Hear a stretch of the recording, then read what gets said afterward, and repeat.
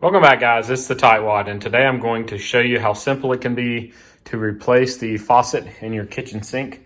You'll see we have the kind that has the pull-out sprayer, which I prefer to the kinds that have the separate sprayer on the side here, and it has a univalve in the middle, so only one thing to turn on, and it goes hot on the left, cold on the right, like most faucets. And we're just wanting to upgrade. We're going to upgrade to this newer style that's the pull down instead of the pull out. This one's got a little bit of slack in it. It's a builder grade, so we are upgrading to a name brand. They're made to last for life, so they have a lifetime warranty on them.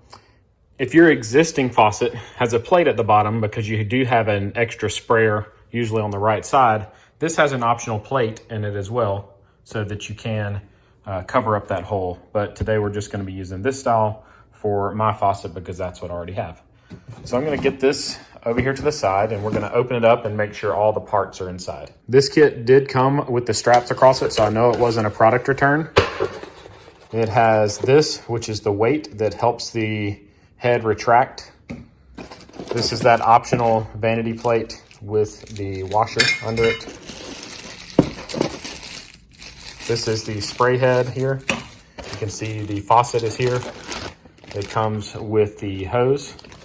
All of the supply lines are already part of the faucet, and then it comes with some other miscellaneous parts in case you need them. Sometimes you need them all, sometimes you don't. So I'm gonna go ahead and take this whole thing out, and we will get started. I actually attempted to start this project yesterday, and once I had everything removed from down here, I noticed some discolorations down here, and I actually discovered a leak in my sink that was related to this seal here on the left side. So I'll link a video in the top right hand corner now showing how you can fix leaks in your plumbing, and it also discusses some other potential issues with your plumbing down here, but we're not going to delve into that in this video. So click that link in the top right hand corner, and it'll take you right to that video. The first step anytime you're working on your sink is to cut off the water, and all cutoff valves are righty-tighty to cut off. So you'll turn them clockwise to turn them off. Some of them you have to turn multiple times. These are just a single quarter turn. And then my second water supply valve is here, and this is the hot, and this is the cold. Hot should always be on the left side, cold should always be on the right side. This is a supply valve that is taking water to my dishwasher, which is through this wall and located right here. You probably have the same setup, and you may even have a big canister sitting right here, a big black canister, and that would be your garbage disposal, which is also tied in to the same side as your dishwasher typically.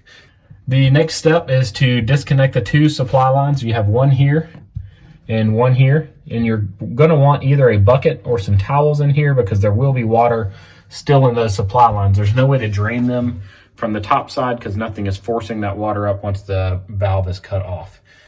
All right, you can see I have a small Tupperware dish here. Again, not much water is going to come out of these connections. And I have a small adjustable wrench that I will adjust to these fittings, and then I will loosen these connections and turning it counterclockwise. And once you get it started, you should be able to do the rest with your fingers. And I'm going to loosen up this other side.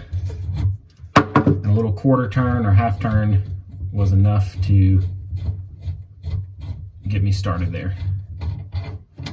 And again, I'm going to lift up a little and then redirect this over the pan. And we didn't have any water in our lines today, which is a good thing for us. The next step I'm going to take, and all faucets are a little bit different, but I'm going to go ahead and remove the line from the end of this.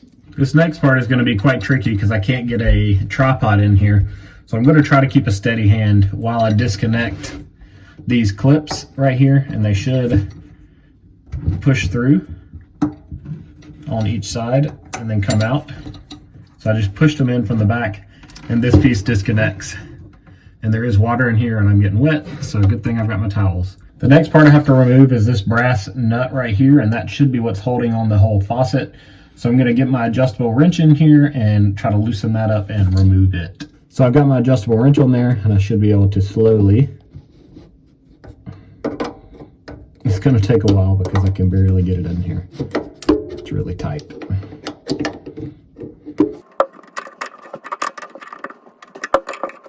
All right, I feel like it's loose enough now for my fingers to get in there and loosen it up. All right, with that nut off, this piece will wiggle down. I may need, there it comes. I was able to do it with only one hand. So that piece is off now, and all of these hoses should now group together and pull up through the hole. You can see it moving, and that means the whole fixture on the top side is loose now. So kind of group all these pipes and hoses together, and you're gonna pull them all through that hole in the granite. So with everything disconnected under the bottom, you can see this is now loose. And I'm gonna slowly work it back and forth while squeezing the tubes together underneath.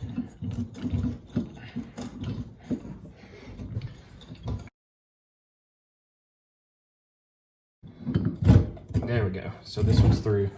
So these two, they are offset to help, but they were really tight coming through. And then this one, since it's working fine, can be gifted to someone if we decide to. So this is what I was saying, that if someone else gets this, they'll need to replace this. These aren't that expensive, but this is definitely a hazard, because if this since this protective coating is worn off, this is super easy to snag and get a little cut or a hole in it and cause a major leak, which can cause major damage. The other thing I want to show you is this clip right here. This is the clip that I disconnected so that I could remove this supply line. And all you do is push on the back here. I push it in towards the center, and it unclips. And I do the same thing on the other side at the same time, and the whole clip pulls out to release this joint. So one more time, you can see them here. If you push them both at the same time, it pops out. On this one, there is a little gasket that goes over the hole, and it has a little bevel, and the bevel side goes up. So you need to put that on before you shove everything down in here.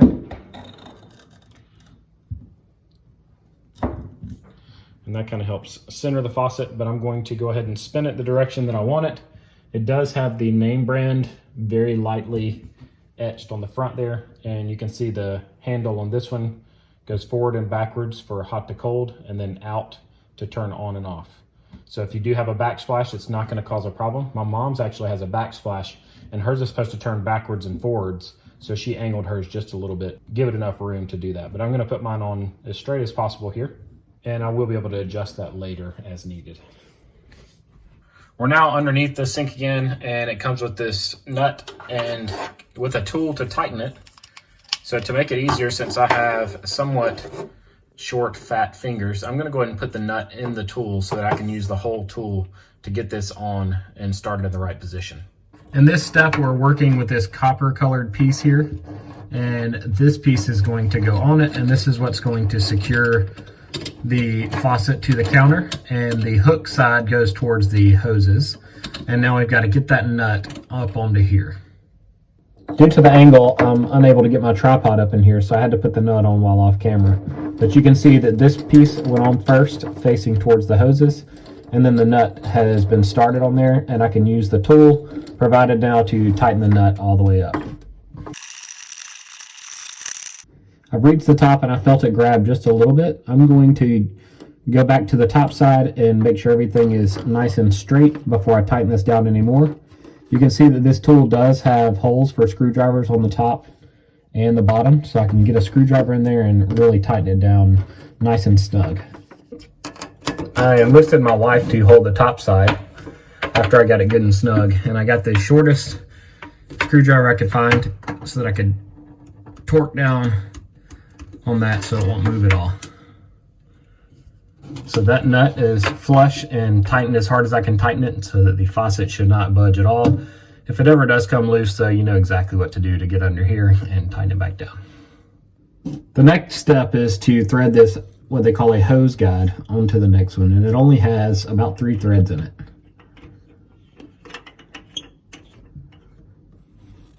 And it's not made to be used with a tool, so I'll just hand tighten it. It's now time to run the pull down hose. So you do this from the top side, and you stick the end that's the smallest through there. It should be coming out of the bottom fairly easily. And this piece won't go in, it only goes just inside this top here. Now back to the bottom side, there's a protective cover on the end of this that comes off, and this is going to push in to this piece right here, and you should hear a click. One thing I'm going to make sure is that my supply lines are not tangled around this hose before I clip it in, and I'm just going to push it in until I hear a click, and it clicks into place. If you ever need to remove it, there's a button right here on the side that you can push in and remove it. The next step is installing this weight that helps pull the hose back down when you're done spraying. Notice I had one of my supply lines in the way, and Moen puts this little yellow piece of tape to indicate which side it goes on, and it says to install it just above the curve on the side that has the yellow tape. So we'll do it just above the curve right here, and if you can't push it together, you can use channel locks to lock it in, but it clamped together fairly easily, so I think I'm good to go. Just make sure that this latch is closed. It's now time to connect your two supply lines, and I did trace this one to make sure that it had the hot label on it, and I'll finger tighten both of the supply lines first. With them both on, I'll tighten them clockwise, righty-tighty.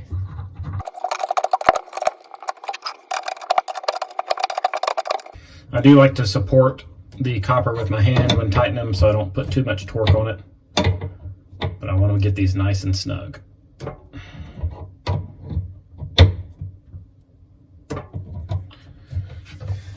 All right, the moment of truth here, I have it turned off on the top side, but I'm going to turn the water on here and check for leaks both visually and by feel to make sure there's no water at all coming out. And then the same on the cold water here, but there is no water coming out there. I will check them again in a little while. I push up on the supply line underneath so that I can grab the hose so I can direct the water in the right direction. And I'm going to run 15 seconds of water through here to make sure everything is good. And I can now turn it off and I can attach the nozzle. So this spray wand comes with a plastic cap on it. It should screw in very easily. If you meet any resistance at all, back off. And a little trick here, I'm gonna just use a paper towel. You could also use a wash rag. I'm going to give it a 1/8 turn and not over tighten it. So now I'll explore the different modes on the new faucet. So it has the screen here. I'm gonna push the button on the side and it cuts off, which is nice, the pause feature. Then I can push here and it has a very nice spray. And I can pause during the spray and then it goes back to the screen. Now that I've tested the faucet and all the features work, I am going to check each connection for any kind of leaks with it running and with it off. And then the same down here. I'm going to check these again. No water. No water here. No water here. And the other ones won't be leaking. So we're going to call this project complete. If you found this video helpful, give it a thumbs up and subscribe to my channel. If you click on that notifications bell after you subscribe, it really helps me out. Again, if you want to see how to fix leaks in your kitchen sink, click the video showing on the screen right now and it'll open right up on your device. Leave any questions you might have in the comment section below. I always take time to respond. And as always, I hope you guys have a great day.